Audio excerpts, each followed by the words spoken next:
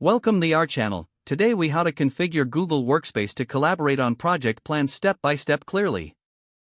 Open your web browser and navigate to the Google Workspace homepage. Sign in with your Google Workspace administrator account.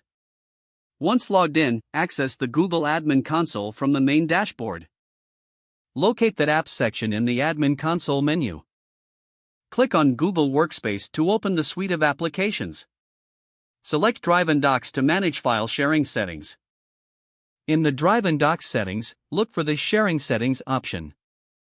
Adjust the sharing settings to allow team members to collaborate without restrictions. Next, navigate back to the main menu and select Groups. Create a new group for your project team by clicking on Create Group. Fill in the necessary details, including the group name and email address. Set the group's permissions to allow members to send emails and post messages.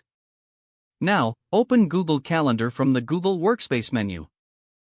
Create a new calendar dedicated to the project by clicking on Create in the Calendar view. Add the project team members to the calendar to ensure everyone has access. Next, head over to Google Docs to create a project plan template.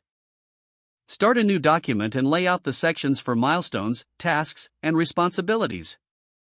Share the document with your project team by clicking on the Share button in the upper right corner. Set the permissions so that all team members can edit and comment on the document.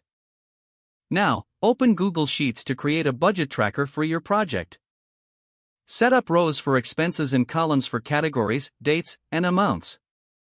Share this spreadsheet with the same project group you created earlier. This will allow for real-time updates and tracking of project finances. Next, utilize Google Meet for virtual meetings with your project team. Create a recurring meeting link that aligns with your project timeline. Invite all team members to this meeting through the Google. Document important points and decisions made during meetings using Google Keep.